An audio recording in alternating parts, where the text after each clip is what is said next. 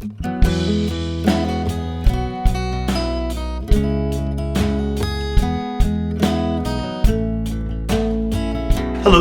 my name is Paul Eastman. I'm the pastor of the Streetlight Christian Church, and welcome to this Catechism lesson. We are spending time in the Ten Commandments, discovering what the life of a Christian is.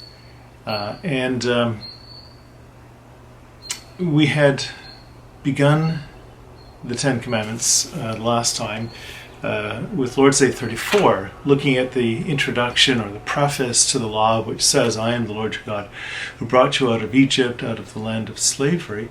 Lord's Day 34 also deals with the first commandment, and that's what we're going to pay attention to now, where God says, "You shall have no other gods before me." And I look forward to discovering the beauty and the importance of that first commandment. Today, the lesson does not involve a demonstration or an experiment, but I'd like to begin with a story. It's a story about a family. A boy was born into a family. He was the third child, and his two older brothers were, he felt, very much loved by his parents. That's quite often the way it is. The oldest child is the one that the parents devote lots of attention to because there's a novelty, there's a newness about being parents, and they're trying to do their best to meet this new situation, and they pour themselves out upon their first child. The second child, they try to do the same, but they have learned a lot of things, and they have become more efficient, and they spend less time and give less energy to child number two. In this situation, the third born son, there's three boys that were born. The third born son, he was born not too much after the second one, so maybe a year separated number two from number three, and the parents just were quite exhausted with taking care of the first two boys that they had. So their third child, they had become pretty efficient parents, and they in a very marked way, they gave less attention to the raising of child number three. And they just gave him less attention. He felt less cared for, and he saw the kind of care and the kind of relationship that his two older brothers had with the parents. And so from a young age, he had this sense of being somewhat neglected. The parents weren't neglectful, certainly not abusive, but they just were not as attentive as will often be the case with the third child. And it began to, this boy, he began to show his awareness of his thinking, his feeling about his relationship within the family. And because his parents didn't give a lot of energy into the care for him and seemed to neglect him, he became somewhat afraid that his parents might not provide for him, that his parents would, in a crisis, provide for the oldest two, but maybe not provide anything for him. And so he began to not trust his parents. So he began to stash food in his sock drawer, put apples and oranges in his socks drawer, and he would store sandwiches sometimes in his underwear drawer, scattering food throughout his bedroom for the day when his parents were not able or not willing to take care of him. And he didn't, when his mom, puts his socks away and finds these things rotting in his drawers, she says, "Why are you doing this?" And well, he's just a little boy in early grade school, and he doesn't really understand why he's doing these things, but the reason for it is very distinct, even if he can't identify it. The reason for his acting this way is because he doesn't trust his parents. And as he grows older, that failure to trust and to simply believe that his parents would take care of him only grew more and more. And so he learned to transfer his trust to the family of his friends. His friends became more important than his family, and the parents of his friends became more like his parents to him. And so in grade 8, when he went on a class trip, he went to his neighbor, parents of one of his friends, and because he had a very intimate relationship with them, he went and asked them for $25 to pay for his class trip instead of going to his mom and dad. And because of that relationship, because he was a good talker, they gave him $25 for his class trip. When during the summer after graduating from grade school, after grade 8, he began to develop relationships with bad people and started going around with gangs, and he loved those gangs because he experienced there something he didn't experience with his parents. He had the sense of belonging, the sense of I can trust these people, they're going to take care of me in a pinch. And he found something very delightful about that kind of a lifestyle. And this boy when he went to high school, his relationship with his parents was very explosive and very fractured, and always angry and always doing bad things, and parents always being disapproving, and that relationship just grew worse and worse. And by the time he was 17, he was out. He was no longer living at home, living on his own, and his relationship with his parents never became very strong at all. He had this vague sense that his parents loved him, but he didn't have a very strong love for them. And it all stemmed from an early childhood impression that he had that he couldn't trust his parents.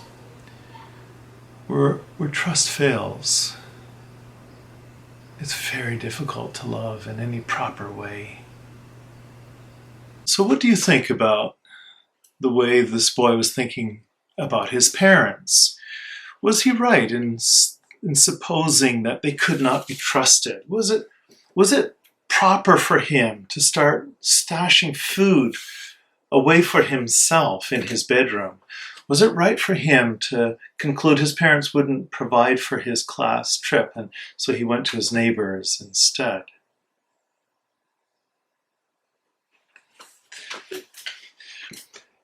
He did these things because he did not understand his parents. He thought they didn't love him, but that wasn't true. They were just preoccupied, but they loved him. They would have provided for him even more than for themselves in a crisis, if it ever came to that. They would have given him the $25. Of course they would have. But this boy was acting out of his experience, which led to his understanding, which was completely defective. The boy didn't understand his parents, and very sad, the parents didn't understand their boy. Until probably it was too late, until the sort of the mold had been set, and he just lived this life of rebellion because he didn't trust them, and his love for them was deeply broken. In the Old Testament, there's a prophet named Hosea, and he served Israel in a very difficult time, a time when the people no longer understood their God, the God of the Bible. They feared that they couldn't trust God to provide for them so that they would survive or that they would be blessed. So they thought that they had to go to the false gods of the neighboring nations. And so Hosea served at a time when people were worshiping other gods. The worship of Baal, a pagan god, that's the name of that god, Baal. The worship of Baal had become one of the most popular religions in the land, and the worship of God, Yahweh, the God of the Bible, it was failing throughout the land. People believed that God wouldn't provide for them, so they went somewhere else to have their needs provided, to have security built in, to have the hope of prosperity and belonging. The consequence was, because they didn't trust in God, the consequence was that they were breaking the first commandment, where God says, you shall have no other gods before me. And breaking the first commandment is a sin of the highest order. A common analogy or metaphor for the law is a 10-story building. The law is like a 10-story building.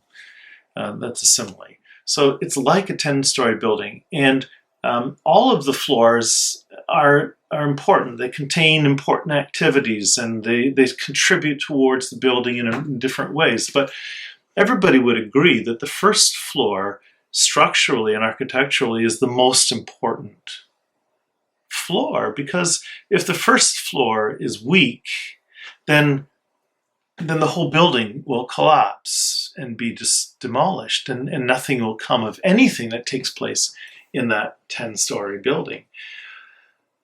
The first commandment, therefore, is the most important one because all the other commandments build on it. If you get the first commandment wrong and you find that you're worshiping a false god, then it's game over for you. There's no hope for you.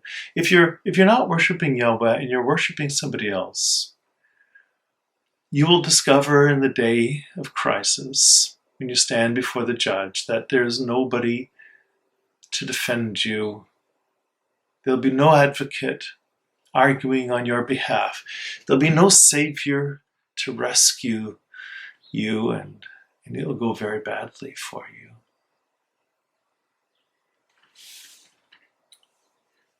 You can't get the first commandment wrong. If you're going to build your life securely, if you're going to make decisions for what you're going to do with your life, then the first and the most important decision that you can make is, who am I going to serve in my life?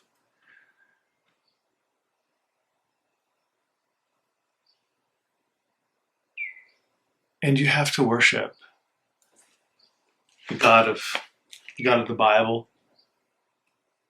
because he's the only one who's going to rescue you from your own sinfulness. There is no other.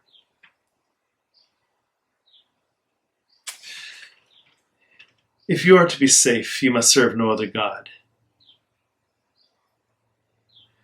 And if you're going to serve this God, then you have to know him. This is what Lord's Day 34 teaches us.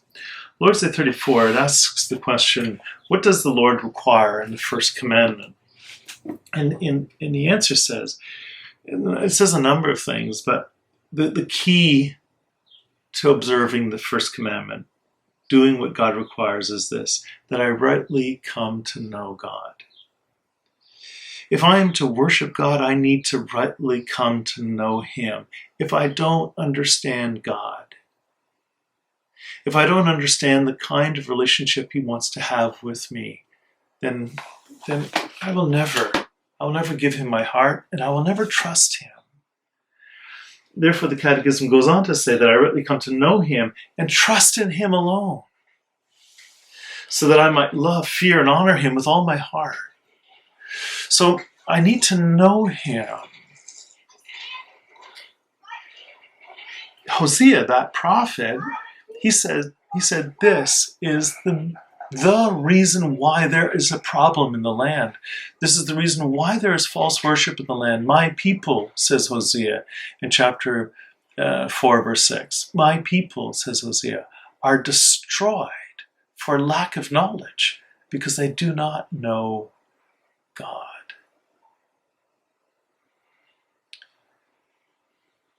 Knowing God is not that difficult. God introduces himself in the Ten Commandments in the preface. Before God says, don't have any other gods and don't do this and I want you to do this, before he tells us these laws, he first of all says, because this is who I am. I am the one who has delivered you out of Egypt, out of the land of slavery. I love you. I'm the God who loves you. I'm the God who has saved you. I'm not giving you commandments because I want you to do things to save yourself. I've already done it. I've saved you. And now here are my rules. Here are my laws. This is the way to live. If you want to enjoy success, if you want to experience freedom, if you want to have satisfaction in life, if you want to have hope for a glorious future, then this is the way to live. God doesn't just say, I will save you, but he shows us how to live happily in the eternity that he opens up to us. That's what the law is.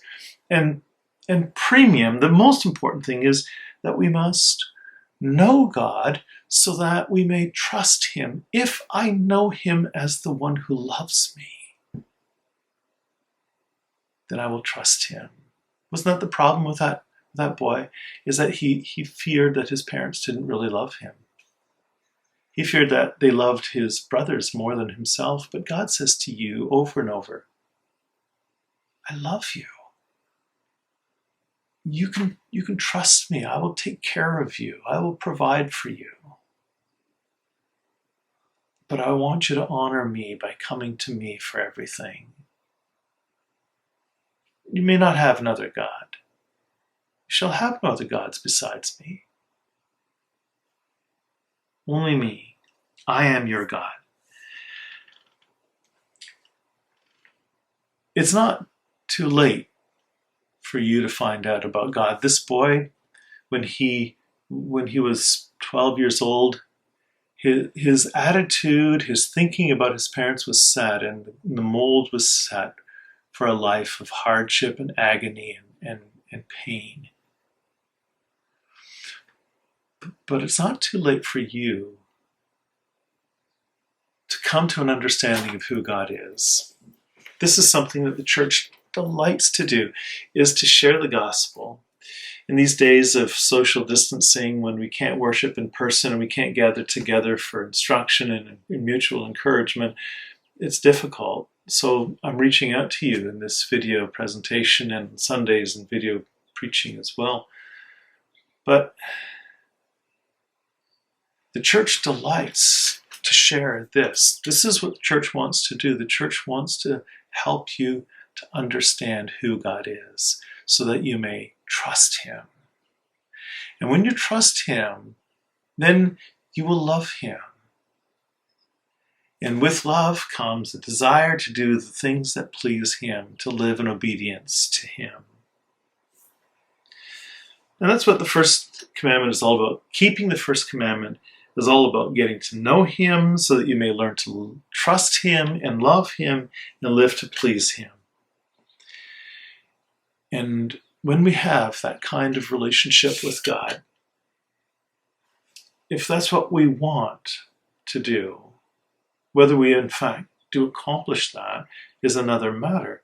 And when we fail, we can go to God and ask for forgiveness. But when we want to live in a trusting, loving, obedient manner with God, then God will make sure that your life is rich and that you will remain forever within the boundaries of life and blessing.